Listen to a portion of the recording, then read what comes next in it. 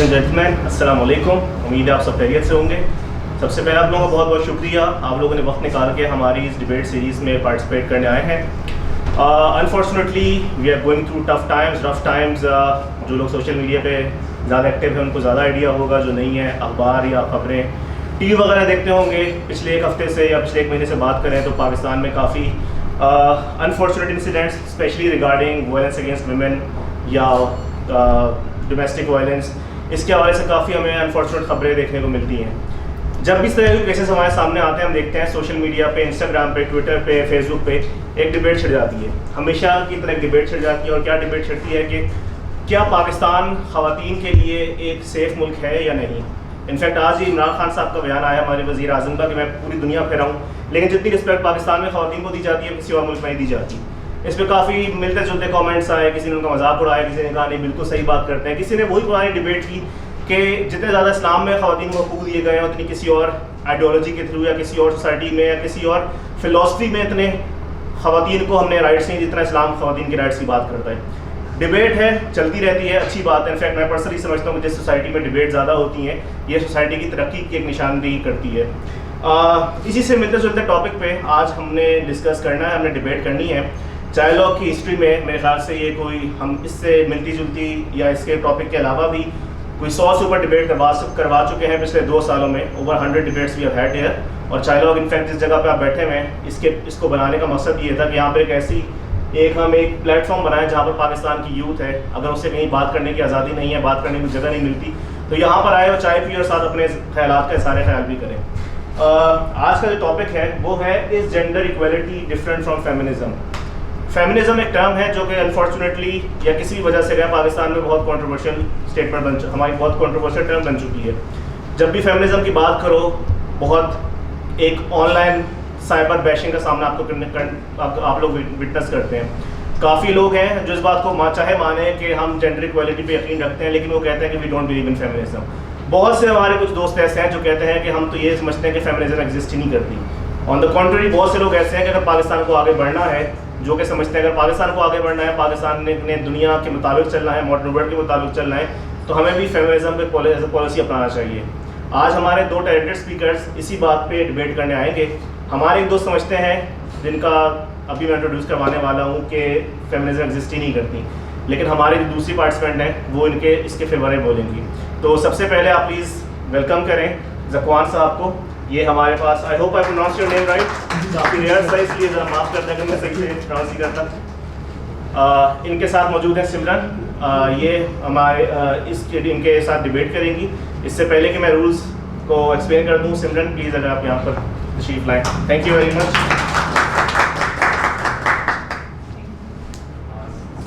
आवाज़ mask sure नहीं आप I think it's okay feedback. दोस्तों कुछ रूल्स हैं डिबेट के हवाले से भी और पूरे इवेंट के हवाले से भी। सबसे पहले जैसे आपको पता है कि हम 4th वेव इस्लामाबाद में काफ़ी ज़्यादा एक्टिव हुई है।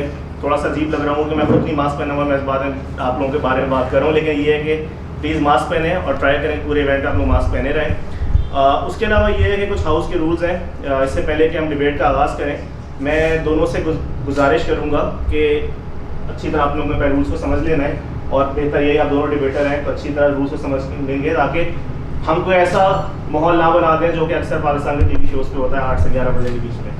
तो सिमरन पहले आप आगाज़ करेंगी, आपके पास 7 मिनट हैं। आप इमोशन को अच्छी तरह डिफेंड करेंगे, एक्सप्लेन करेंगी कि आपने जो पोजीशन ली हुई है इस डिबेट में वो क्यों ली हुई है, आप उससे एक्सप्लेन करेंगी, उसको डिफेंड करेंगी। 7 मिनट तक आप में से कोई सवाल नहीं कर सकता। आपको कोई सवाल है तो प्लीज़ आप नोट कर सकते हैं, जो कि हम बाद में लेंगे। और ज़कवान आप भी 7 मिनट तक इनको इंटरप्ट नहीं कर सकते। आपके कुछ क्वेश्चंस हैं, आप दोनों के सामने नोट पैड्स हैं, अगर किसी को अलग से भी नोट पैड चाहिए हम दे सकते हैं, आप नोट कर सकते हैं। 7 मिनट बाद जब यहाँ पर इनका टाइम ख़त्म हो जाएगा तो ज़कवान फिर आप अपने मोशन बयान करेंगे। आप अपना जो स्टैंड है वो आप एक्सप्लेन करेंगे कि आप जो ओपिनियन रखते हैं वो क्यों रखते हैं और उसको डिफेंड करेंगे। और इससे एग्जैक्टली वही होगा जो पहले आपके साथ कि 7 मिनट तक ये बोलेंगे और कोई इनको इंटरप्ट नहीं करेंगे। 7 मिनट के बाद अगले 3 से 2 मिनट का जो वक्त होगा वो होगा रिबटल का। 3 मिनट ये कि अगर आप दोबारा बात शुरू करेंगी लेकिन उस वक्त आपको रिबटल कर सकते हैं, और ये अगर बोलते हैं तो आप कर सकते हैं। तो 5 मिनट का जो वक्त होगा वो आप लोगों का रिबटल डाउन होगा। और उसके बाद जब आप दोनों की पूरी डिबेट हम ख़त्म कर लेंगे तो ऑडियंस से जो सवाल उनके होंगे वो हम लेंगे। तो is anything that you guys need to understand, या काफ़ी कुछ क्लियर है? ठीक है, तो दोस्तों अगर शुरू करते हैं, बहुत मज़े का टॉपिक है। मैं बार बार कह रहा हूँ कि आप लोगों ने ऐसी एग्जाम्पल सेट करनी है जो कि हमारे नेशनल मीडिया पे और हमारे जो प्राइवेट मीडिया पे लोग हैं वो उसको देखें और वो उसको फॉलो करें कि इस तरह डिबेट किया। ठीक है, तो दोस्तों ज़ोरदार तालियां बजाएं, डिबेट शुरू करते हैं। सिमरन। My name is Simran Nazar, and the stance I'll be taking is that gender equality and feminism are the same thing. Am I audible to you all? Okay, so first I'll define what these terms are. Gender equality basically इतनी बात करती है कि it is the absence of discrimination on the basis of a person's sex in opportunities, allocation of resources, benefits and access to services. Basically किसी को भी कोई चीज़ हासिल करने के लिए ये ना देखा जाए कि वो मर्द है या वो औरत है या उन दोनों कैटेगरीज में नहीं आ रहा। फिर फेमिनिज्म इस बिलीफ में है, बेसिकली ये बिलीफ है कि सोशल, इकोनॉमिक और पॉलिटिकल इक्वालिटी होनी चाहिए, यानी कि बराबरी बिना किसी फ़र्क के सेक्सेस के बीच में। और पर it's not limited to men and women, it includes intersex या जो कॉमनली हमारे यहाँ कहलाए जाते हैं ट्रांसजेंडर्स। ये डिक्शनरी डेफिनेशन है दोनों चीज़ों की। मेरा पहला दो आर्गूमेंट्स हैं बेसिकली, और उनको मैं गिवन टाइम में सपोर्ट करूँगी एविडेंस से। पहला ये कि फेमिनिज्म की वेव्स प्रीडोमिनेंटली वेस्टर्न बेशक हैं, लेकिन वो आई इसीलिए थी क्योंकि औरतों को हकूक़ नहीं दिए जाते थे। पहली वेव का मेजर पर्पज़ ये था कि women would be allowed to own property, they would have a right to inheritance and a right to vote. मेरे ख्याल से इस बात में कि उनको वोट करने दिया जाए या इनहेरिटेंस में राइट दिया जाए is not something that should have actually needed a war और a fight, but this was not so. और उनको उस पर फर्स्ट वेव की रिक्वायरमेंट फील की गई and then it came about काफ़ी लोगों के एफर्ट से। फिर सेकेंड वेव वॉज कि उनको access to health care, decision making regarding health care and other matters और मीनिंगफुल एम्प्लॉयमेंट दी जाए। Legally it was allowed in most of Great Britain, Europe and USA के लीगली डिस्क्रिमिनेट किया जा सकता था। Same position, same merit, same academic उनकी achievement होगी, लेकिन अगर एक पोस्ट पे आदमी हायर किया जाए और औरत हायर किया जाए तो आदमी को ज़्यादा पे किया जा सकता था। This was legally allowed. इस चीज़ को ख़त्म करने के लिए, जो कि बहुत माइनर सी चीज़ है, मतलब it's not something that should have again needed a fight, but it did. मेरे नज़र में these two were the waves जो फेमिनिस्ट वेव्स थी, और ये जेंडर इक्वालिटी के ऊपर से इन मौज़ूओं के लिए आई थी। और at that time it was not very what you can say, इसकी इतना वोक ज़माना या इतनी ओपन सोसाइटीज़ नहीं थी, even though they like to claim otherwise. तो ये डिफरेंट जेंडर्स पे अप्लाई नहीं होता, बट अब स्टेट लेवल पे पाकिस्तान में भी कोशिश की जाती है और बाहर भी कि it should be applied to everybody regardless of gender. Basically discrimination ना हो, जेंडर न्यूट्रल माशरे की तरफ जाया जाए। So if I were to say कि कीनियन नोबल लॉरिएट है, उन्होंने कहा, वंगारी माथाई उनका नाम है, एंड शी सेड कि the higher you go the fewer women there are. आप CEO पोजीशंस पे देखें FMCGs की, मल्टीनेशनल्स की या स्टेम फील्ड्स में, तो जितना जितना आप मैनेजरियल पोजीशन या उनसे ऊपर जाते जाएंगे आपको कम औरतें नज़र आने शुरू होगी। जेंडर पैरिटी इंडेक्स के हिसाब से पॉलिटिकल पार्टिसिपेशन औरतों की बहुत कम होती है, वोट डालने में कम होती है, लेट लोन के वो मेंबर ऑफ नेशनल असेंबली हो या eventually head of the state की पोजीशन पे। इसको इंश्योर करने के लिए करंट इलेक्शंस में ये किया गया था कि एक कॉन्स्टिट्यूंसी में एक certain amount of women voters नहीं होंगी तो उस कॉन्स्टिट्यूंसी का रिजल्ट इनवैलिड कर दिया जाएगा पाकिस्तान में। फिर another example I would like to quote which points to the fact कि women gender equality was ensured by the efforts of feminist is के 1901 में नोबेल प्राइजेस अवार्ड होना शुरू हुए थे, और आज तक अभी तक सिर्फ 6% नोबेल लॉरिएट्स औरतें रही हैं। ऐसा तो नहीं हो सकता कि औरतों की सोसाइटी में चाइल्ड रीडिंग के अलावा, which is in my opinion a very important job, लेकिन कोई और कॉन्ट्रीब्यूशन नहीं रही। लेकिन 11 of these women were cheated out of it simply by the virtue of the biological sex. उनमें से दो की एग्जाम्पल कोट करना चाहूँगी। One is Jocelyn Bells, she was an astrophysicist. At the age of 24 she discovered neutron stars, and the award for the Nobel Prize went to her mentor who plagiarized most of her work. Then the second one was Lise Meitner. She was a German Jew. She was the original inventor of an atomic bomb, but her partner got the Nobel Prize for it, and there is no mention of her work in any of the Nobel nominations. उसके बाद analogy I would like to quote कि higher education बहुत basic सा phenomenon है, most of us are familiar with it, लेकिन यहाँ पे जो लोग मौजूद हैं क्या वो मुझे बता सकते हैं कि उनकी ग्रैंड मदर्स में से, नानी और दादियों में से कौन ऐसी नहीं होगी जिन्होंने बेसिक बैचलर्स लेवल तक की एजुकेशन अटेन की हो, regardless of what there financial status और एक्सेस टू अपॉर्चुनिटी वाज. लेकिन अब the people present here, most of you must have been graduated from bachelor or at least are enrolled into a program about to graduate. So this is a very clear distinction that was again made by the efforts of a lot of feminists.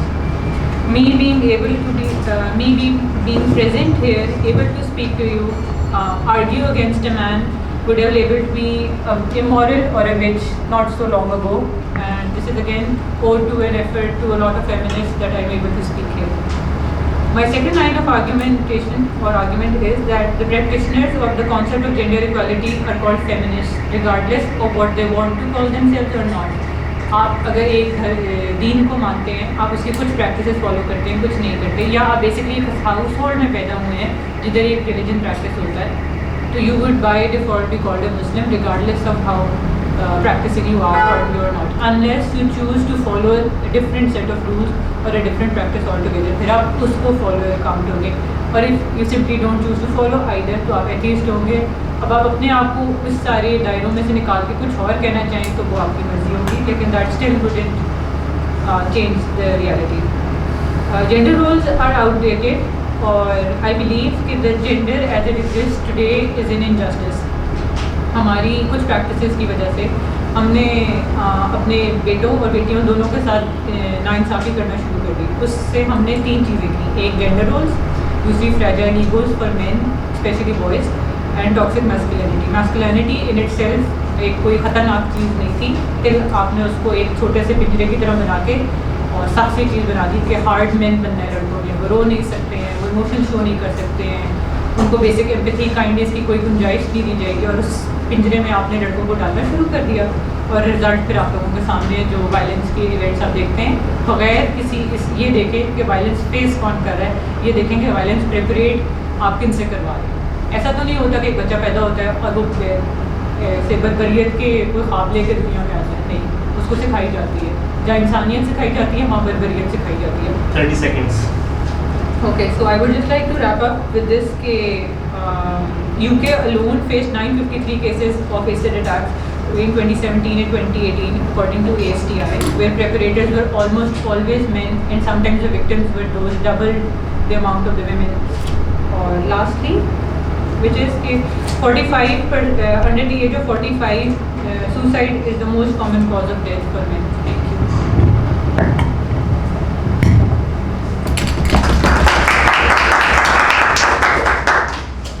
Thank you very much, Simran. Zakwan, please, you go ahead. You have 7 minutes. Assalamualaikum everyone. My name is Zakwan Azavi, and by profession I am a lawyer, and it's a matter of great pleasure for me कि मैं यहाँ पे आया, and I'm really very thankful to High Pakistan कि आपने मुझे यहाँ पे बुलाया और इस सेंसिटिव टॉपिक के ऊपर हम यहाँ बात करें. तो मैं अपनी डिबेट का अपनी जो स्टांस है मैं उसका आगाज़ शेयर से करूँगा कि सलीके से जो हवाओं में खुशबू घोल सकते हैं, सलीके से जो हवाओं में खुशबू घोल सकते हैं, अभी कुछ लोग ज़िंदा हैं जो उर्दू बोल सकते हैं. हमें अपने मुल्क की ज़ुबान, अपने मुल्क के कल्चर, अपने मज़हब और अपने मुसलमान होने पर फ़ख्र.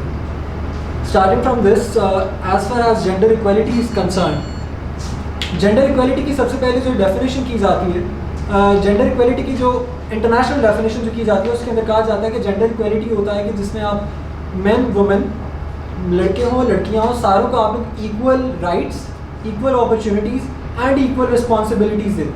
इसमें जो वर्ड फोकस करने वाले हैं दैट इज़ कि आप लोग इक्वल राइट्स, अपॉर्चुनिटीज़ के साथ साथ इक्वल रिस्पॉन्सिबिलिटीज़ भी देते हैं. जब भी आप, जो भी बंदा लॉ समझता है वो ये बात जानता है कि जब भी आपको कोई राइट दिया जाता है तो उसके ऊपर आपके ऊपर कोई ना कोई लायबिलिटीज़ भी आपके ऊपर आती हैं, और जिसको आप फुलफिल करेंगे तो आप उस राइट को एंजॉय कर सकें. Now coming on towards what is feminism. Feminism की डेफिनेशन की अगर बात की जाए तो मैं आपसे ये सवाल सबसे पहले करूँगा कि आपने कभी मैनिज़म को सुना? क्या आपने मैनिज़म के लफ्ज़ को कभी सुना? अगर नहीं सुना तो ये फेमिनिज्म का लफ्ज़ कहाँ से आया? 1880 से लेके 1910 तक ऑनवर्ड्स देखा जाए, जो फर्स्ट वेव ऑफ फेमिनिज्म आई जिसका जिक्र मैम ने किया, फर्स्ट वेव आई एग्जैक्टली फर्स्ट वेव के अंदर उन्होंने जिक्र किया कि right to vote and right to property के ऊपर जो बात की गई कि वुमेन को ये राइट देना चाहिए। I am totally in the support of this thing कि वुमेन को ये राइट देना चाहिए। This is the basic right of every women.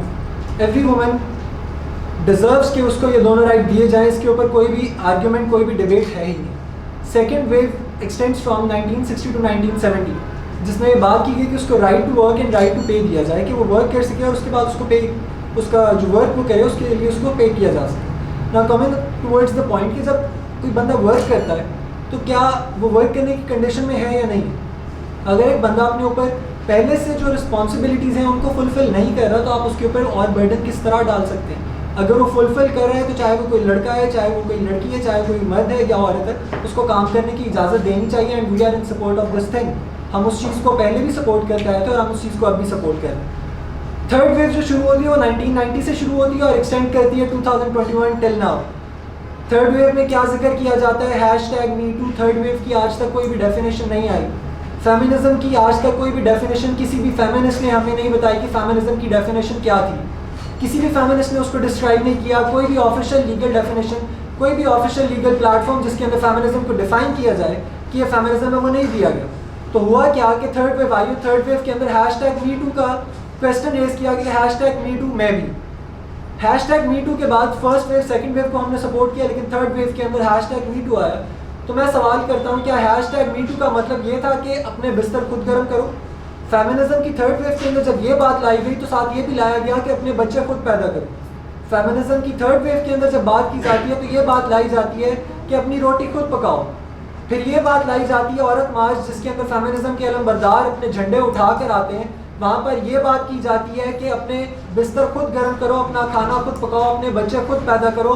वहाँ पर बाप से आज़ादी मांगने का हक मांगा जाता है, वहाँ पर अपने दीन से आज़ादी मांगने का हक मांगा जाता है। इन सारी चीज़ों के बाद हमारा सवाल ये बनता है कि क्या फेमिनिज्म इस चीज़ पर रिगार्ड करता है या नहीं करता, या अगर ये चीज़ आई है तो फेमिनिज्म की ये चीज़ कहाँ से आई है, किस बेस से, या कौन सी इसकी लीगल अथॉरिटी है जो कि फेमिनिज्म को रेगुलेट कर रही है। हमें पता लगता है कि फेमिनिज्म की थर्ड वेव में जब ये चीज़ें आ जाती हैं तो फेमिनिज्म की कोई भी लीगल अथॉरिटी नहीं है। और इसका हमें नतीजा क्या देखना पड़ता है, इसका रिजल्ट हमारे सामने क्या आता है कि जब फेमिनिज्म की थर्ड वेव आती है तो हमारे सामने मालवी सरमद जैसे बंदे आते हैं जो फेमिनिज्म के नाम पर बहुत बहुत चीज़ें बुलंद करते हैं, जो बिस्तर गर्म करने की बातें करते हैं, जो अपने बच्चे खुद पैदा करने की बातें करते हैं। हमारे सामने थर्ड वेव का जिक्र किया जाए तो मलाला यूसुफजई जैसी लड़कियां आती हैं जो कि अपने मुल्क से बड़े होकर अपने मुल्क का नाम लेकर बाहर चली जाती हैं, लेकिन बाहर जाकर अपनी आइडेंटिटी भूल जाती हैं। हमारे सामने वो लड़कियां आती हैं जिनमें आप मुनीबा मजारी का नाम ले सकते हैं, कि जो लोग अपने रिलीजन को ऑन भी करते हैं और फिर अपने रिलीजन की जो वैल्यूज़ हैं उनको फॉलो नहीं करते, उसके रिगार्डलेस ऑफ एनीथिंग हम ये बिलीव करते, हमारा जो बिलीव है दैट इज़ कि फेमिनिज्म एग्जिस्ट नहीं करता, जेंडर इक्वलिटी एग्जिस्ट करती है। जो फर्स्ट वेव आई थी that is not of the feminism, वो जो फर्स्ट वेव थी वो जेंडर इक्वलिटी की वेव थी और उसको हमने भी ऑन किया। सेकंड वेव को भी हमने ऑन किया। थर्ड वेव आई और आपने मुनीबा मजारी पैदा कर दी, आपने मालवी सरमद पैदा कर दी, आपने मलाला यूसुफजई पैदा कर दी, आपने हानिया आमिर पैदा कर दी। और उसके बरक्स अगर आप हमसे पूछें कि हमने क्या किया, तो हम लोग थर्ड वेव के आते वक्त हमने थर्ड वेव के अंदर हमने किसी माँ बहन को डिसऑन नहीं किया। हम जिस मुल्क में रहते हैं हमें उस पर फ़ख्र है और हम उस मुल्क में रहने के साथ साथ हम उस मुल्क की माँ बहनों की इज्जत करना और चादर और चार दीवारी के कॉन्सेप्ट को भी पामाल नहीं करते। हम इस सब के साथ साथ जब मालवी सरमद का जिक्र किया जाता है तो हम उस वक्त पॉलिटिकल राइट्स, जैसा मैम ने जिक्र किया कि पॉलिटिकल अपॉर्चुनिटीज़ देनी चाहिए, तो मोहतरमा फातिमा जना का नाम सबसे पहले लिस्ट में आता है। पॉलिटिकल अपॉर्चुनिटीज़ का जिक्र किया जाए तो हमारे सामने बेनज़ीर भुट्टो साहिबा का नाम आता है। पॉलिटिकल अपॉर्चुनिटीज़ का जिक्र किया जाए तो हमारे सामने मरियम नवाज साहिबा का नाम आता है। यहाँ पे मैम ने जिक्र किया कि इकोनॉमिकल जो अपॉर्चुनिटीज़ हैं वो दी जाए, तो मैं इसमें सबसे पहले जो जिक्र करूँगा CEO UBL बैंक, वो फीमेल रह चुकी हैं। उसके अलावा CEO यूनिलीवर वो फीमेल रह चुकी है। CEO of women bank of Pakistan वो फीमेल रह चुकी हैं। पाकिस्तान के अंदर 60 seats are reserve for the women in Pakistan. उसके अलावा 12% of board seats in whole Pakistan. Pakistan के अंदर बोर्ड सीट्स के ऊपर 12% वुमेन है, जबकि in the whole world the ratio is of 16%। तो इतना मेजर डिफरेंस नहीं है। आप बात करते हैं फेमिनिज्म की और मालवी सरमद को लाके खड़ा करते हैं, लेकिन हम मालवी सरमद की बजाय उन माओ बहनों को सलाम करते हैं जिनके अंदर APS अटैक सर्वाइवल, और उनके साथ साथ मैम ताहिरा काजी आती है कि जिन्होंने हमारे सामने फेमिनिज्म की मिसाल एग्जाम्पल सेट की। कि असल फेमिनिज्म ये है। हम लोग उसके बाद डॉक्टर आरिफा सिद्दीकी की एग्जांपल को सेट करते हैं, हम उन्हें सलाम पेश करते हैं। हम आरिफा करीम को सलाम पेश करते हैं, ज़ारा नहीं जिन्होंने एजुकेशन के अंदर हमारा नाम रोशन किया। हम उसके बाद पाकिस्तान की आर्म फोर्सेस में लेफ्टिनेंट जनरल निगाह जौहर जिन्होंने पाकिस्तान की हिफाजत के अंदर अपना नाम रोशन किया। और इन द एंड मैं F7 में मौजूद उन 2 बच्चियों का जिक्र करना लाजमी ज़रूरी समझता हूँ कि जो बर्तन बेचती हैं, बर्तन बेचने के साथ साथ वो अपनी तालीम भी हासिल कर रही हैं। हम मर्द हैं, हम लड़के हैं, हम उसके साथ साथ फिर भी उन बहनों को, उन माओं को सलाम पेश करते हैं जो अपने हक के लिए इस मुल्क में रहते हुए आवाज़ भी बुलंद करती हैं और अपने लिए काम भी करती हैं। Thank you very much. मैं आ रहा हूँ उसमें, ओके, फिर इस तरफ से भी।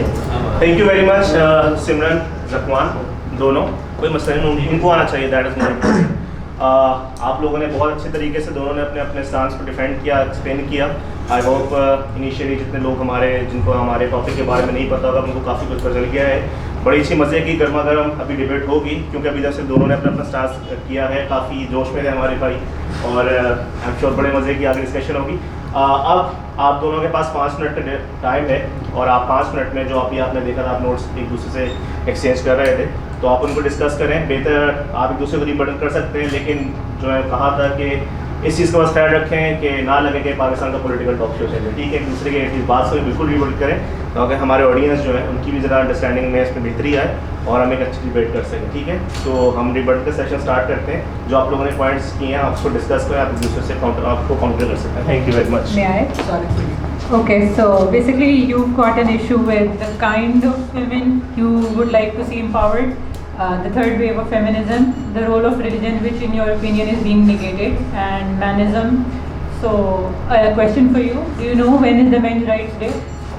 Basically right now where it stands कि फेमिनिज्म एग्जिस्ट ही नहीं कर रहा थर्ड वेव में, तो मैंस डे को I am not here because मैं सिर्फ यहाँ पे मर्दों के लिए आवाज़ नहीं बुलंद कर रहा, मैं हर जेंडर के लिए आवाज़ बुलंद कर रहा हूँ। Rights are for every gender regardless of man, women और द ट्रांसजेंडर्स और एवरीथिंग। सो यहाँ पे मेन डे का जिक्र ही नहीं है, इट्स बेसिकली अबाउट कि आपको हर एक के लिए आवाज़ बुलंद करनी। Okay, fair enough. Your point is के फेमिनिज्म है ही नहीं। चलो, तो basically the point is that gender equality and feminism are exactly the same thing, and as you said there is no legal authority, so for ideologies there are no legal authorities.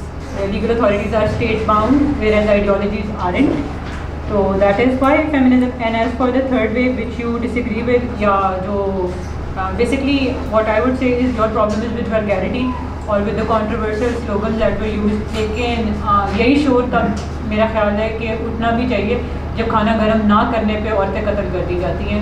तो अगर किसी ने कह दिया कि खाना और बिस्तर खुद गर्म कर लिया जाए, तो दैट इज़ नॉट हार्म। और बिस्तर खुद गर्म करने का slogan was given by transgender activist जिनको सिर्फ सेक्स वर्कर्स के तौर पे देखा जाता था, और उसके अलावा उनसे कोई जॉब या काम एक्सपेक्ट ही नहीं किया जाता या ऑफर नहीं किया जाता। एंड दे विल आज दिस ऑफ नायाब अली जो कि पाकिस्तान की गवर्नमेंट के साथ ट्रांसजेंडर एक्टिविस्ट काफ़ी सारे प्रोजेक्ट्स पे काम कर रही हैं। As for the role of religion, तो जो हकूक़ रिलीजन ने दे दी है उसको मर्द ठेकेदार ना बनने की कोशिश करें। जो बात आपने की कि फीमेल जो बेसिकली होती है बिस्तर गर्म करने वाली बात या खाना बनाने वाली बात जो आपने की, मेरे ख्याल से मैं यहाँ मर्द होते हुए मेरे भाई यहाँ पे बैठे हुए हैं, और मैं या मेरे भाई या मेरे ख्याल से यहाँ पे कोई भी जो मर्द बैठा हुआ है उसको अपनी माँ के लिए, अपनी बहन के लिए या किसी भी औरत के लिए खाना गर्म करते कोई मसला नहीं होता। जब ये एक खुद आप ये फीलिंग या एक गिल्ट की फीलिंग आप लोग के अंदर आए और आप लोग खुद उस चीज़ को आगे प्रमोट करेंगे तो चीज़ और प्रमोट होगी। जब हम लोग मर्द होते हुए इस चीज़ को प्रमोट करें कि खाना गर्म करने में कोई बुरी चीज़ नहीं है, कौन खाना गर्म नहीं करता? मुझे मेरी वालदा कहती है, मुझे मेरी बहन कहती है, मेरे भाई को कहती है। वो खुद आज सुबह यहाँ आने से पहले मेरा भाई यहाँ बैठा हुआ है, मेरा भाई मुझे कहता है खाना मैं बना देता हूँ, इसमें कोई बड़ी बात नहीं है। हम तो बात कर रहे हैं राइट्स की, राइट्स के लिए बात की जाए, लेकिन यहाँ पे बिस्तर गर्म करना कहाँ से आ जाता है? वल्गैरिटी की बात करते हैं तो मैं जिस बेस पे बात करूँ that is on the basis of social norms, that is on the basis of religion, जिसको आप ऑन करें। या तो आप अपने आप को मुसलमान ना कहें, अगर आप अपने आप को मुसलमान कहते हो तो फिर उस इस्लाम को फॉलो भी करें। इस्लाम का नाम इस्तेमाल करके इस्लाम की वैल्यूज़ को डीवैल्यू करना, दैट इज़ बेसिकली समथिंग कि जिसको आप लोग करके इस्लाम को बदनाम करें, और इसी इमेज की वजह से हमें बाहर के मुल्कों की बातें भी सुननी पड़ रही हैं। खाना गर्म करने से हमें कोई मसला नहीं है, हमें खाना पकाने से कोई मसला नहीं है, हमें जॉब से किसी की कोई मसला नहीं है। आपने जो एग्जांपल दी यहाँ पे, आपने जो क्वेश्चन कोड केस किया, मैं आंसर इस बेस से करूँगा कि अब एक माँ जिस वक्त अपने बच्चे को अपनी जॉब जो कि वो ज़बरदस्ती करना चाह रही है उस बच्चे को, जबकि उसको अपनी माँ के प्यार की ज़रूरत है, वो उसको बेबी केयर सेंटर के अंदर एक बेबी सिटर के पास छोड़ के आएगी और उस बच्चे को बचपन में अपनी माँ का प्यार नहीं मिलेगा और वो सारे बचपन अपनी माँ के प्यार को तरसता रहेगा, तो जब वो बच्चा बड़ा होगा और वो आपको जाके ओल्ड हाउस में छोड़ता है तो आप फिर सवाल क्यों करते हैं? उस वक्त सवाल क्यों रेज किया जाता है जब एक बच्चा जाके अपनी माँ को फिर ओल्ड हाउस में छोड़ के आता है? हम इस ट्रेंड के खिलाफ है कि ना तो बच्चा छोड़े ना ही माँ बच्चे को छोड़े। अगर माँ बच्चे को केटर कर सकती है, उसके बाद वो जॉब करती है, करे, उसको पे मिलनी चाहिए, उसको इसका राइट देना चाहिए। We are in the favour of this. हमें इस चीज़ से कोई मसला नहीं है, लेकिन फेमिनिज्म का अगर कोई बोर्ड है तो क्या वो बोर्ड इस चीज़ की जिम्मेदारी उठाता है कि वो बोर्ड वहाँ मौजूद है और वहाँ पर इस तरह के नारे बुलंद किए जा रहे हैं, वहाँ इस तरह के स्लोगन्स और वहाँ इस तरह के प्लाकार्ड्स रेज किए जा रहे हैं जिनके ऊपर लिखा है कि हम बाप से आज़ादी लेंगे या हम लोग दीन से आज़ादी लेंगे, इस तरह की कोई भी बात की जाती है? क्या वो बोर्ड इस चीज़ की रिस्पॉन्सिबिलिटी लेता है? अगर लेता है तो उस बोर्ड को रेगुलेट कौन कर रहा है? अगर ये एक थेरी है, थेरी फिर अगर आप इसको जुरिस्म की तरफ लेके जा रहे हैं, कोई ये इसके अंदर आप कह रहे जूरिस्ट बैठे हुए हैं यहाँ पे सारे, तो फिर हर एक की अपनी थेरी है, हर एक की अपनी सोच है और उस सोच से आप इख्तलाफ कर सकते हैं और जब तक वो सोच एक रूल नहीं बनता, उसको इम्प्लीमेंट नहीं किया जा सकता, तो आप फेमिनिज्म को इम्प्लीमेंट करने की बात क्यों करते हैं? 30 सेकेंड्स। ज़कवान, फेमिनिज्म एक सोच है, एक आइडियोलॉजी है, उसको कोई बोर्ड नहीं गवर्न करा। लेकिन अगर कोई बोर्ड है तो वो हमारी स्टेट है, हमारी जुडिशरी है। वो ये गवर्न नहीं कर पा रहे हैं कि कोई इतनी सी बेसिक चीज़ पे कत्ल ना कर दिया जाए कि उसका क्या यहाँ पे ये रियलिटी नहीं है कि फादर अब्यूसिव होते हैं? क्या ये रियलिटी नहीं है कि फेमिसाइड हो रहा है? सॉरी फॉर इंटरप्टिंग, आज टाइम इज गोइंग ऑन। मैं एक जवाब दे दूँ, पाकिस्तान का बोर्ड, पाकिस्तान की गवर्नमेंट फेमिनिज्म की किसी बोर्ड को गवर्न नहीं कर रही है। अगर उसका कोई प्रूफ है, you can place it over here. Pakistan की गवर्नमेंट इस चीज़ को नहीं होते, पाकिस्तान की गवर्नमेंट इस चीज़ को नहीं करी। अगर आप आइडियोलॉजी की बात करें तो आइडियोलॉजी के अंदर जब आपके कल्चरल नॉर्म्स के अगेंस्ट वो बात आ जाए तो आइडियोलॉजी उस जगह पे इंप्लीमेंट नहीं की जा सकती। अगर आपके कल्चरल नॉर्म्स जो है वो वायलेंस को प्रमोट करना शुरू हो गए तो इट इज अबाउट टाइम कि वो चेंज कर दिए जाए, उनको चेंज किया जाए, लेकिन उसके अगेंस्ट कोई ऐसी चीज़ ना लाई जाए जो उन्हीं कल्चर के अगेंस्ट। दोस्तों यहाँ पर सॉरी सिमरन एंड ज़कवान, बड़े मजे की डिस्कशन चल रही है। ऑनेस्टली मेरा भी दिल नहीं चाह रहा था कि खामोशी हो, लेकिन हमारे पास अब ये चूँकि हम टाइम की थोड़ी सी किल्लत है, हमारे पास ऑडियंस के लिए अब फ्लोर ओपन है, वो सवाल जवाब कर सकते हैं। सिमरन साहब को सवाल हम सिमरन से कर सकते हैं, ज़कवान साहब को सवाल है आप ज़कवान से कर सकते हैं। थोड़ी सी बस इंस्ट्रक्शंस ये हैं कि प्लीज़ सवाल को ज़रा छोटा रखें ताकि मैक्सिमम लोगों को हम सवाल ले सकें, और आपको भी ये जितना स्पेसिफिक और कम टाइम में आप जवाब दे सकते हैं आप उतना करें, ठीक है? तो बहुत सारे लोगों ने हाथ खड़ा किया है, सबसे पहले इन्वाइट नहीं किया है। 2-3 क्वेश्चन साथ ले लेते हैं, फिर उसके बाद कर लेते हैं। फिर यहाँ से है और कोई, यहाँ से भी किसी ने 4, ओके सर प्लीज़। अस्सलाम वालेकुम to you guys and to everyone here. Ma'am आपसे क्वेश्चन है, वो toxic masculinity and all men के बारे में है। There is this hashtag toxic masculinity and all men. There is this hashtag of not all men and there is all men. So please do not say that this is quite small. Actually this is quite big. It was one of the top trends the other day on Twitter. And sir, आपसे question ये है कि what is wrong with Me Too? आपने Me Too address किया in a way that you said that this is something that would be wrong or close to wrong at least. To my understanding, Me Too was started and promoted when women were abused sexually in the workplace, and they had to come out. It was a movement to encourage them to come out against those people.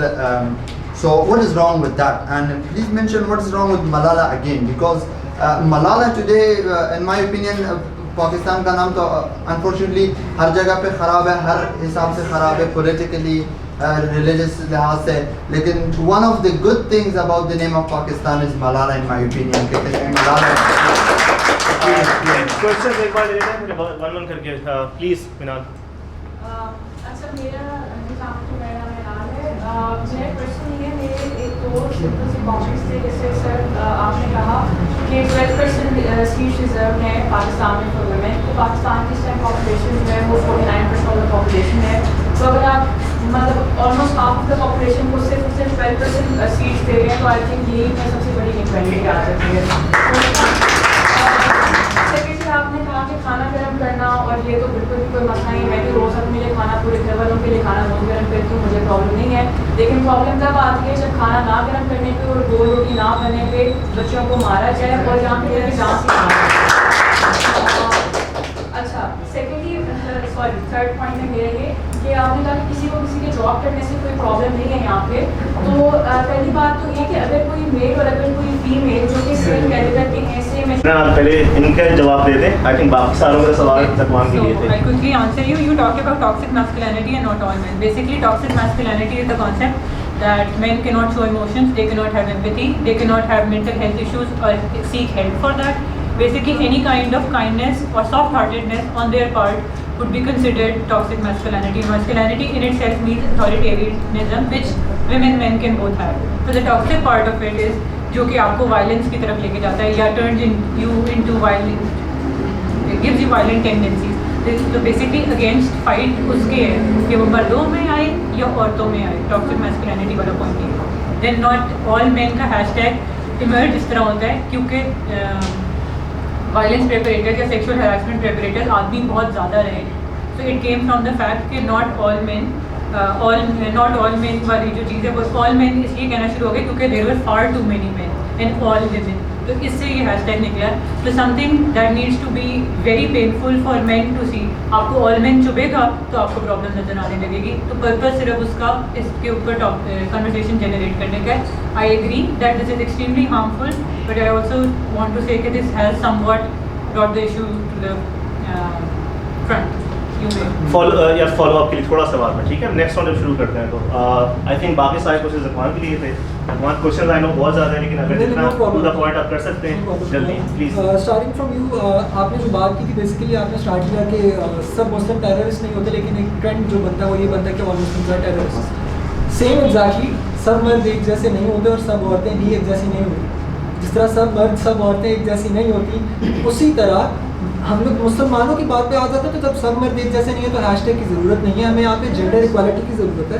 और आपने जो बात की feminism की, और feminism की जो आपने बात की, फेमिनिज्म की बात पे आ जाते हैं जब फेमिनिज्म की ज़रूरत ही नहीं है, सारी इंसान की बेसिक राइट्स हैं। ये आप जेंडर इक्वालिटी के अंदर यूनाइटेड नेशन वुमेन जो कि यूनाइटेड नेशन की सिमुलेशन बनी हुई है, वहाँ पे फेमिनिज्म की बात नहीं की गई, वहाँ पे जेंडर इक्वालिटी के अंदर इन सब चीज़ों को एड्रेस किया गया। हमारा जो कंसर्न है वो ये है कि फेमिनिज्म को अलग से एक ब्लॉक बना के जहाँ पे मर्दों को जलील किया जा रहा है और सब मर्दों को जलील किया जा रहा है, जैसे ऑल मुस्लिम्स आर टेररिस्ट की बात की जा रही है। तो इस तरह बात ना की जाए। एक जो यूनाइटेड नेशन वुमेन का एक है, वहाँ पे उन्होंने जेंडर इक्वालिटी के बैनर के अंदर सब बातें एड्रेस की हैं, तो उसी के अंदर सारी बातों को एड्रेस किया जाए जो कि लीगल है, जो कि जेन्युइन है। अगर फेमिनिज्म के अंदर इस तरह रेगुलेशन की ज़रूरत ना होती तो यूनाइटेड नेशन के प्लेटफॉर्म के अंदर ज़रूर फेमिनिज्म को प्रमोट करने के लिए कोई कमेटी भी बनाई जाती है कि वो आलमी इदारा। कमिंग ऑन टूवर्ड्स बात करने का तरीका, ये जो आप लोगों ने प्लाकार्ड आपने मेरे ख्याल से कहा था, again coming to the point, बात करने का तरीका हर एक बंदे का अलग होता है। जिस तरह हमने देखा होगा कोई भी जुलूस किया जाता है, कोई भी जलसा या कोई भी गैदरिंग होती है, तो उसके अंदर कोई भी बंदा अगर बाहर से आ जाए, उसकी रेगुलेटरी अथॉरिटी ना हो या उसकी कोई बॉडी ना हो जो कि उसके ऑफिशियल मोटो को गवर्न ना करे। आप किसी भी ऑर्गेनाइजेशन को ज्वाइन करते हैं, आप उसके मोटो को देखते हैं, उसका मोटो क्या है। यहाँ पे मोटो क्लियर नहीं है। बहुत से ऐसे प्लाकार्ड्स रेस किए गए थे जिनका सवाल किया गया उनके औरत मार्च के ऑर्गेनाइजर से, तो उन्होंने ये जवाब दिया था हम इसको ऑन नहीं करते। उन्होंने कहा था ये हमारे मोटोज नहीं है। तो बेसिकली जो मेरा पॉइंट है दैट इज़ कि जब आपकी कोई रेगुलेटरी अथॉरिटी हो, उसके अकॉर्डिंगली मैं एक तंजीम से हूँ और मुझे पता है हम लोग कोई भी एहतजाज कोई भी जुलूस करते हैं तो जो प्लाकार्ड्स होते हैं वो सिर्फ और सिर्फ हमारी ऑफिशियल बॉडी की तरफ से आए जाते हैं। तो उन प्लाकार्ड्स को देखा जाए, उनके ऊपर जो ऑफिशियल अथॉरिटी है वो उनको लिखे ताकि वो उसकी रिस्पॉन्सिबल भी हो, चाहे वो फिर बिस्तर गर्म करने की बात हो रही है, खाना पकाने की या कोई भी बात हो रही है। अगर वो उसको ऑन कर रहे हैं तो फिर बात की जाए, नहीं तो इस तरह रैंडम कोई भी बंदा अगर एक प्लाकार्ड उठा के आ जाएगा और आपका पूरा एजेंडा उस एक प्लाकार्ड की वजह से बैक एंड पे चला जाएगा तो उसका क्या फ़ायदा। This was the main point. आप एक पोस्टर को उसी चीज़ का हाईलाइट बना के पूरी तंजीम को उस पर जज करेंगे तो फिर मसला आपके It's a vast generalization. Exactly. I think follow up Exactly. Comments जो हैं वो हम जब सारे जवाब हो जाएंगे उसके बाद कर लेते हैं। आई नो आपके भी हैं, इधर से भी, वहाँ से भी हाथ खड़े हैं, यहाँ से भी कुछ question This is the point. Follow up comments बाद में दिस इज द पॉइंट, जब एक दहशतगर्द दहशतगर्दी करता है वो मुसलमान ना भी हो तो इल्ज़ाम सब मुसलमानों पे आता है। तो इसी तरह जब एक प्लाकार्ड उठता है तो सारों के ऊपर नाम आता है, तो क्यों ना एक रेगुलेटरी बॉडी बना के जेंडर इक्वालिटी के बेस पे ही आके आप इस तरह के प्लाकार्ड्स को अलाउ ना करके ऑफिशियल प्लाकार्ड्स जिनकी आप रिस्पॉन्सिबिलिटी ले सके उनको लाया जाए ताकि इस तरह की बातें ना की जाए और ऐसे प्लाकार्ड्स को एंटरटेन भी ना किया जाए। फातिमा जिन्ना और बेनज़ीर भुट्टो की उनकी मेल एफिलिएशन की जी बिल्कुल। फातिमा जना, ये मेरे ख्याल से क्वेश्चन आपने किया, फातिमा जना और बेनज़ीर भुट्टो साहिबा की आपने बात की, और जो मरियम नवाज साहिबा आपने उनकी बात की, आपने कहा उनकी जो चल रही थी फैमिली की पीछे पॉलिटिक्स चल रही थी, इस वजह से सारा कुछ हुआ। फातिमा जना के साथ गद्दार डिक्लेयर किया गया है, नहीं कि दैट्स अ पॉलिटिकल क्वेश्चन, मैं उस पर डिबेट, क्योंकि हमारे टॉपिक से डिबेट कर रहे हैं, मैं उस पर डिबेट नहीं करूँगा, लेकिन वो हमारे एक पॉलिटिकल सिंबल थी। उसके बाद हमारे यहाँ पे बेनज़ीर भुट्टो आई। उसके बाद हमारे पाकिस्तान के अंदर जो रूल बनाया गया कि एक फ़ीमेल जो है वो कंट्री की प्रीमियर पोस्ट के ऊपर आ सकती है, रूल बनाया गया, तो ये फीमेल्स के लिए ही बनाया गया। डॉक्टर यास्मीन राशिद जो कि इस वक्त पाकिस्तान की सिटिंग मिनिस्टर है, सिटिंग उनको सीट नहीं भी मिली, वो सीट नहीं जीत सकी, लेकिन फिर भी सिटिंग मिनिस्टर उनको चीज़ दी गई है, तो इस वजह से दी गई ताकि इस चीज़ को प्रमोट किया जाए। उसके बाद आप इधर देखिए जो हमारी नून लीग की तरफ से पंजाब की जो हमारी स्पोर्ट्स की मिनिस्टर है बेसिकली, वो इस तरह बहुत सी सीट्स आ चुकी हैं जो आपने बात की। उसके बाद आपने बात की 12% सीट्स जो हैं वो 12% सीट्स आपने बात की कि वो रखी गई हैं आउट ऑफ 100% एक जेंडर के लिए। ऑफिशियली पूरी दुनिया के अंदर 16.4 बेसिकली रेशो है, जिसकी बेस के ऊपर आप कह लें तो सीट्स ऑफिशियल रखी गई हैं, और पाकिस्तान में 12% इतने कम टाइम में रखी गई है, that's an achievement as well. मैं ये नहीं कह रहा कि इसको 12 तक बाउंड करें, बल्कि आई वुड से कि इसको 30-40 तक लेके जाएं। जितने क्रेडिबल बंदे जिस जेंडर में भी हैं उनको उस लेवल पे लेके जाया जाए और उनको ये बात दी जाए।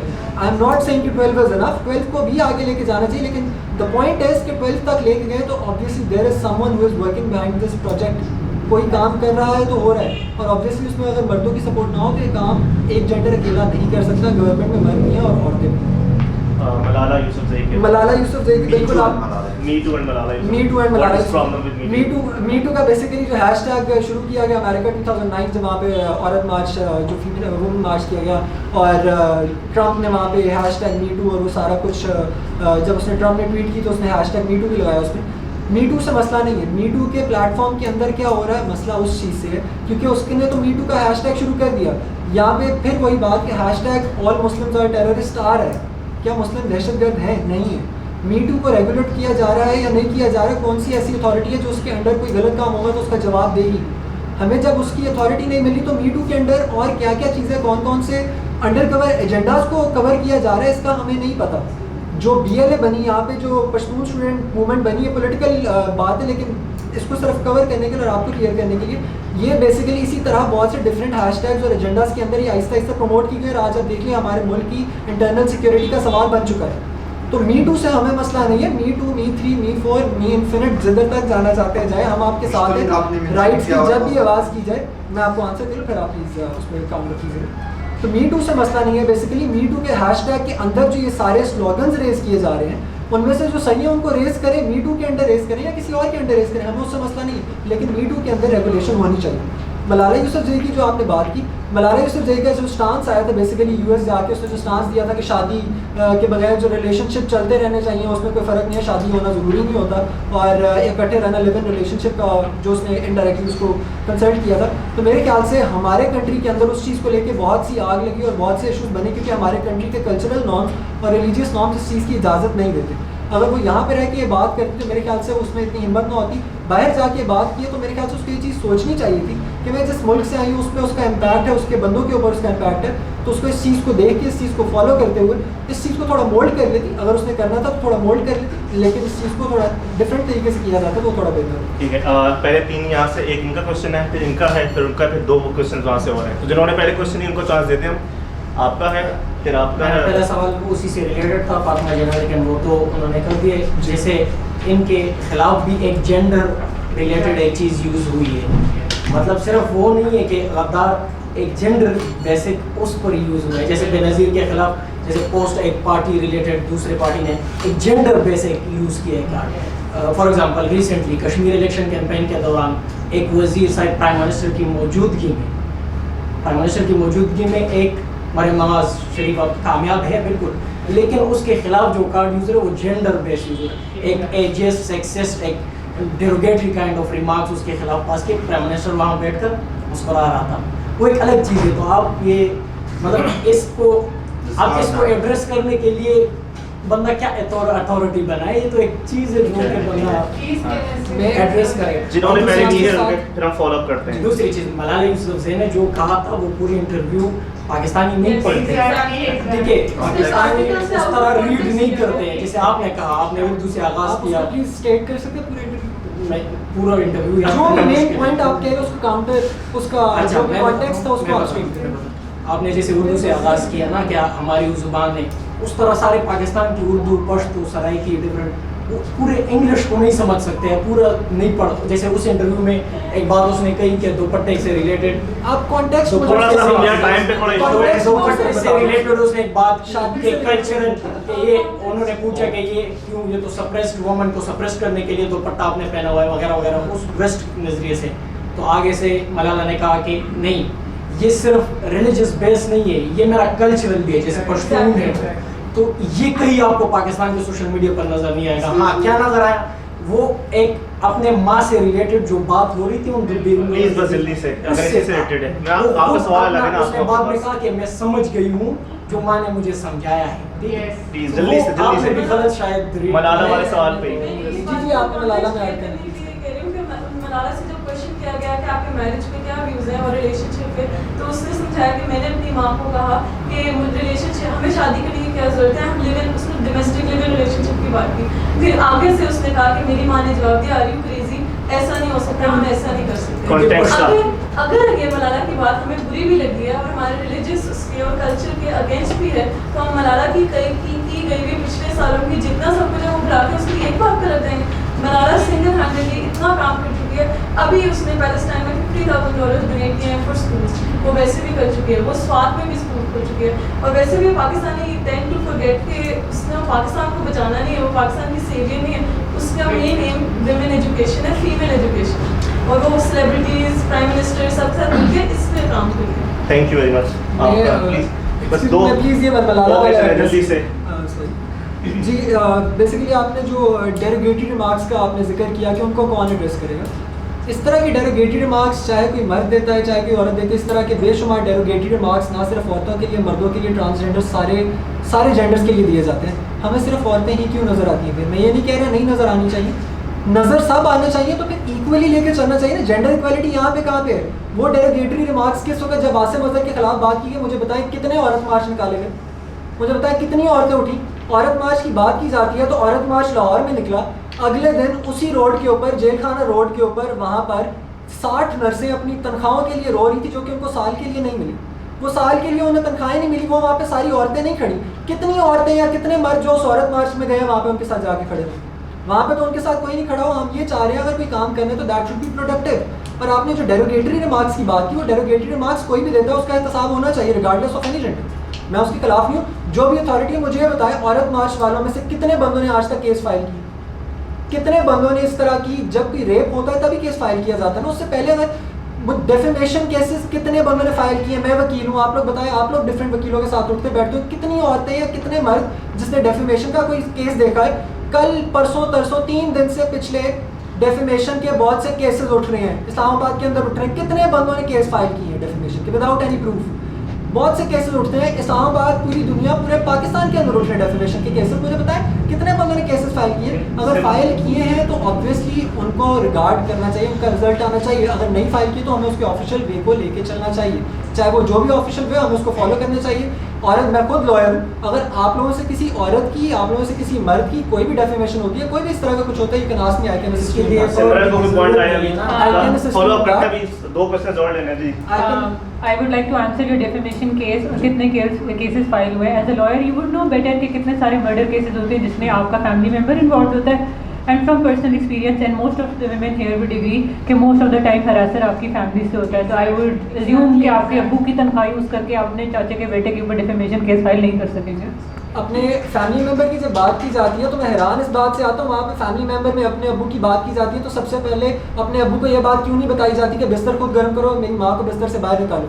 मैं ये सवाल करता हूँ कि अपने अब्बू से फिर बात क्यों नहीं की जाती जब अब्बू से पैसे लिए जाते हैं और उससे केस करना, अब्बू के पैसे लेके केस करना जायज़ है, तो अब्बू से बात क्यों नहीं की जाती कि बच्चे को पैदा करो?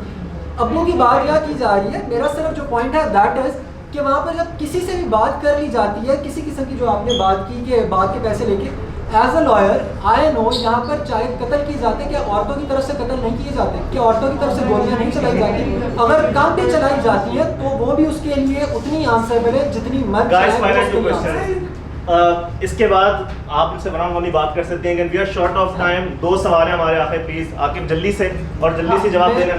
आकिब के कहने पर मैं मलाला वाले और आपका जो भी होगा मैं उसमें। इसके बाद बहुत टाइम है, चाय पे आप लोगों ने पीने, सैंडविचेस भी खिलाने हैं, तो बहुत टाइम है, आप इनके साथ ही रहना, ठीक है? आपको सही सवाल करना है आकिब। अच्छा, मेरा क्वेश्चन जो है मैम, गाइस अगर जो कॉन्टेशन आपने सेट की, जो बात आपने सेट की, I'm just gonna think like just out of the context कि don't you think feminism has been misused? For example, a test case मैं आपके सामने रखता हूँ, यूफानो का केस जो हुआ जिनके ऊपर एलिगेशन लगा और बाद में साबित हुआ कि उस लड़की ने मिसयूज किया मी टू मूवमेंट को और जो है वो उसकी जो इज्जत को नुकसान पहुंचाया। मुझे ऐसा लगता है मी टू मूवमेंट या फेमिनिज्म का इस्तेमाल ऐसे बना दिया गया जैसे हमारा ब्लास्फेमी लॉ है, किसी पे लगा दिया और उसके बाद उसकी इज्जत गई।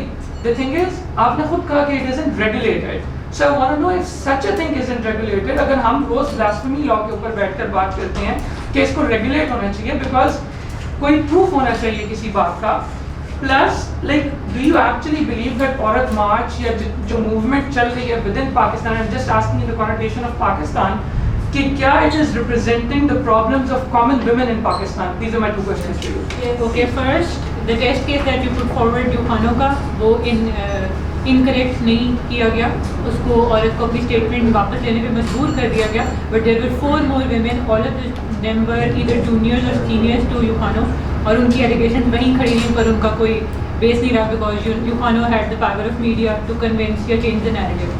तो एक चीज़ वो, दूसरा ये आपने कहा कि औरत मार्च कॉमन वीमेन की शक्ल को रिप्रेजेंट करता है, तो आई बिलीव के करता है। ये कॉमन वीमेन ही है, हम में से तो कोई भी ऐसा नहीं है जिसको खाना ना गर्म करने के ऊपर डांट फेस करनी पड़ेगी, हम में से तो कोई ऐसा नहीं है जो चाइल्ड ब्राइड रहा होगा। लेकिन अगर इन इश्यूज़ के ऊपर अब ऐसे फॉरम्स पे बात होना शुरू हो गई है, हरासमेंट पे बात होना शुरू हो गई है, तो these are I would believe के प्रॉब्लम्स जिनको मेन स्ट्रीम पर लाया जा रहा है। अगर कॉन्वर्सेशन भी हो रही है तो इस पॉइंट पे पाकिस्तान में आमने सामने बैठ के ये कहना कि ऑफिस में हरासमेंट होती है, फैमिलीज़ में हरासमेंट होती है, चाइल्ड राइट्स बना दिया जाता है, रेप केसेस कॉमन है, ये बात करना भी पिछले 10 साल में पॉसिबल नहीं था। मैं सिर्फ आपकी बात के ऊपर एक कमेंट करूंगा कि खाना गर्म करना, do you think this is the problem जो प्लेकार्ड्स पे रिप्रेजेंट होता है, और डू यू बिलीव कि वो रेप के इश्यूज, वो हरासमेंट के इश्यूज, क्या do you believe this is a more major problem because the placards that are up within the औरत मार्च वो सिंबॉलिक होते हैं, और जब सिंबॉलिक कोई चीज़ होती है वो रिप्रेजेंट कर रही होती है आपके मार्च को। I am just trying to understand कि क्या वो मार्च एक्चुअली राइटफुली रिप्रेजेंट कर भी पा रहे हैं? हाँ, वो राइटफुली रिप्रेजेंट करे। औरत मार्च वाले दिन के प्लेकार्ड सबने देख लिए, उससे अगले दिन गुजरांवाला में और जो कत्ल कर दी गई औरत क्योंकि उसके मियाँ को खाना ठंडा मिला था, दिस वाज इट, और कोई रीज़न नहीं थी उसके पीछे। तो लास्ट क्वेश्चन, आई नो आप लोगों के बहुत कमेंट्स हैं तो मैं बता रहा हूँ, उसके बाद चाय का सेशन है, चाय पे आप बहुत सारी डिस्कशन कर सकते हैं। हम लास्ट क्वेश्चन यहाँ पे लेते हैं, फिर इसका ऊपर चलिए। अच्छा, मेरा सवाल नहीं है, थोड़ा सा लगता है पीछे तक आवाज़ है, आज क्राउड हमारा बहुत ज़्यादा है। अच्छा, मेरे जो है कमेंट्स हैं Zakwan, first of all me too, what is me too, you need to know this, ठीक है। मैं इसकी गहराई पे नहीं जाऊँगी, मैं आपसे ये रिक्वेस्ट करूँगी कि स्टडी इट, कि ये क्यों स्टार्ट हुआ था, ठीक है, and why it came to Pakistan, सही है। सेकेंडली, फेमिनिज्म की डेफिनेशन मौजूद है, सही है, वो भी आपको देखने की ज़रूरत है। Thirdly, when we talk about child upraising, उसकी अपब्रिंगिंग सॉरी, तो this is not a responsibility of a women, ठीक है, वुमेन अलोन, कि वो बच्चा तरस रहा है, तड़प रहा है कि जी मेरी माँ किधर है, उसका बाप किधर है यार, मतलब क्या मतलब हुआ? औरत ने अकेली पैदा किया बच्चे को, बाप का कोई काम नहीं है, कोई रिस्पॉन्सिबिलिटी नहीं बनती है कि वो भी अपने बच्चे के साथ बैठ के टाइम गुजारे। when we watch television और मीडिया पे जब एडवर्टीजमेंट आ रही होती है और वहाँ पर एक बड़ा ही वो था यूफोन का एड होता था और उसमें दो कैरेक्टर्स दिखाए, अलग अलग एडवर्टीजमेंट है। उसमें एक खातून को दिखाया जाता है, she is a doctor by profession. वो सुबह उठती है, सुबह 5:30 बजे वो उठती है, वो अपने बच्चों का नाश्ता बनाती है और उनको नाश्ता कराती है, घर को अरेंज करती है, एंड देन उसके हस्बैंड आते हैं, वो उनको भी खाना पैक करके देती है। ये उसको दिखा रहे हैं, उसकी शी इज़ अ डॉक्टर, ठीक है। And then she go to hospital, अपनी जॉब करती है, वापस आती है, उसको दिखाते हैं और बच्चों को पढ़ा रही है। Where is the husband in this whole scenario? Nowhere. Advertisement है ये, ठीक है। This is how the engrave किया जा रहा है मेंटालिटी में कि even if you are a working women, these are your responsibility. Now we come to the other part of that U-phone ad. Same ad, एक मैकेनिक है, ठीक है, वो जॉब करता है, सही है, वो जाके काम करता है, एंड देन उसके बाद he goes to play football, उसमें ये बताया जाता है कि वो अपना पैशन परसू कर रहा है, सही है। Then he comes home, he is eating which is the food prepared by his wife, उसने वो खाना खाया। ड्यूरिंग दैट टाइम उसके 2 बच्चे आते हैं, उनके सर पे बहुत शफ़क़त से हाथ फेरते हैं, and that's it. This is the part he plays as a family man. So अब तो यहाँ पर जब रिस्पॉन्सिबिलिटी की बात आती है ना बच्चे के को रेस करने की, तो this is not just the responsibility of a women कि उसका बच्चा तड़प रहा है और अब्बा जी जो है वो जॉब कर रहे हैं, बहुत बड़ा काम कर रहे हैं, ऐसा नहीं होता। जिन बच्चों के साथ उनके पेरेंट्स का, स्पेशली उनके फादर का कनेक्शन नहीं होता है, उनको अगर देयर आर मैनी पीपल जो कि उनका एक्सपीरियंस है, उनके दरमियान अपने बाप के साथ एक बहुत ही वास्ट किस्म का गैप होता है। They can not do heart to heart with their father, even चाहे वो बेटा हो या बेटी हो, सही है। और इसकी वजह से जो है हमारा जो फैमिली सिस्टम है वो बहुत ज़्यादा जो डैमेज्ड है, सही है, क्योंकि माँ जो है शी इज़ अवेलेबल या उसकी रिस्पॉन्सिबिलिटी, और अगर माँ वो रिस्पॉन्सिबिलिटी नहीं पूरी कर पाती because she is doing the job, I am not going to say कि वो मजबूरी में कर रही है, नहीं, ये औरत का राइट है कि वो एजुकेशन हासिल कर रही है, वो she has mental intellectual capacity, और वो अपना जो है पैशन, अपना करियर परसू करना चाहती है, तो उसको पूरी आज़ादी होनी चाहिए कि वो उसे करे फॉलो, उसको परसू करे। तो ये ज़रूरी नहीं है कि वो मजबूरी में कर रही है जॉब, ठीक है। तो what I am trying to say here कि जब ऐसी कोई खातून जो है अपना पैशन या अपने करियर परसू कर रही है और बच्चा जो है उसमें नेगलेक्ट हो रहा है, तो इसमें जो हस्बैंड की या फादर की भी रिस्पॉन्सिबिलिटी होती है कि वो अपना किरदार यहाँ पर अदा करे। This is the way a family should be, not just के बाप जो है वो अपना ये कर रहा है, माँ कहते। और मैं यहाँ पर एक और चीज़ प्लीज़ मैं यहाँ पर कंटिन्यू करूँगी कि 2 ख़वातीन को आप ले लें। एक खातून जो है वो उन्होंने अपनी चीज़ हाउस वाइफ, और वो अपनी ज़िंदगी जो है वो बच्चा और घरदार में गुजारती है। एक खातून है जो कि she is going out, she is pursuing her career. उन दोनों की जो एक सेटिस्फैक्शन का लेवल होगा ना, उसको आप चेक कीजिएगा। उनका जो एक्सपोजर है रिगार्डिंग द वर्ल्ड, उसे आप लोग चेक कीजिएगा कि उन दोनों के दरमियान वर्ल्ड को समझने का, अपने सराउंडिंग को समझने का कितना डिफरेंट एक एक्सपोजर है। उसकी ज़िंदगी बहुत लिमिटेड होती है। This limited life, really sorry to interrupt, वो कैमरा पर्सन ने वहां से इशारा किया, बैटरी 5 मिनट की रहेगी, तो जल्दी करना है। ठीक है। So what I am trying to say I totally get it. I will inshallah. या जल्दी Last question.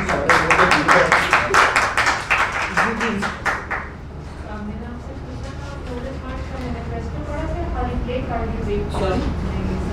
She's asking कि manifesto. If you read the manifesto, yeah. औरत मार्च का manifesto, did you To read be it? honest, मुझे ना तो कोई औरत मार्च का लीगल कोई बोर्ड मिला था जिससे मैं मैनिफेस्टो पूछा, ना ही उसका कोई मोटो मुझे मिला, क्योंकि उसकी लीगल बॉडी कोई नहीं।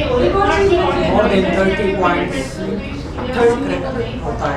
लेट मी टेल यू, उसके जो एजेंडा वगैरह जो भी है, आप मुझे लीगल बॉडी, यही मैं बात कर रहा हूँ। जो आप बात कर रही है मैनिफेस्टो मोटो उस चीज़ का होता है जो कोई बॉडी गवर्न हो रही है उस चीज़ का। जब कोई बॉडी गवर्न हो उसका मैनिफेस्टो, उसके ऊपर एक्ट किया जाता है। जितनी भी तंजीमें हैं, जितनी भी ऑर्गेनाइजेशन है, पाकिस्तान इनका भी कोई मोटो है, तो जब वो एक बॉडी रेगुलेटरी बॉडी होती है उनके अंडर आती है, तो उनका मैनिफेस्टो भी होता है, पढ़ा भी जाता है। कम्युनिज्म का रेगुलेटरी बॉडी के अंदर है। कम्युनिज्म 1917 से 1972 तक चला और मोर हाफ ऑफ द वर्ल्ड को गवर्न किया इस आइडियोलॉजी ने। इस आइडियोलॉजी ने गवर्निंग बॉडीज को गवर्न किया, ना कि किसी बॉडी ने इसको रेगुलेट किया। मैं आपकी बात का जवाब दे रहा हूँ और उसके बाद मैं जो लास्ट आपने क्वेश्चन किया उसी की तरफ आ रहा हूँ। उस आइडियोलॉजी को जो बेसिकली गवर्न कर रहे थे वो बंदे उसको ऑन कर रहे थे। यहाँ पे जब FIR हुई थी तो कोई भी बंदा उसको ऑन नहीं कर रहा था कि औरत मार्च के ऑर्गेनाइजर्स के खिलाफ FIR हुई है। तो उसमें आप जाके देखें नामालूम अफराद में कितने बंदों ने अपने नाम कटवाए थे कि नामालूम अफराद। नामालूम अफराद जाके ढूंढे जाए, नामालूम अफराद ढूंढे जाए कि वो नामालूम अफराद कौन है, क्योंकि जब बॉडी नहीं है तो उसकी कोई रिस्पॉन्सिबिलिटी नहीं लगा, चाहे उधर कुछ सही हो रहा है या गलत हो रहा है। बॉडी हो तो चाहे वो कम्युनिज्म है, चाहे वो फेमिनिज्म है, चाहे वो मार्क्सिज्म है। गाइस देखें, ये पॉलिटिकल टॉक शो नहीं बनाना, हमने ARY का पॉलिटिकल टॉक शो नहीं बनाना। I am really sorry, just a minute, we can continue the discussion but for the official purposes we have to end the debate. हम यहाँ पर ये इधर ही बैठे हैं, हम सिर्फ कैमरा बंद करने के लिए मैं कह रहा हूँ। बट ये है, सबसे पहले please clap for both of our speakers. It was a wonderful debate.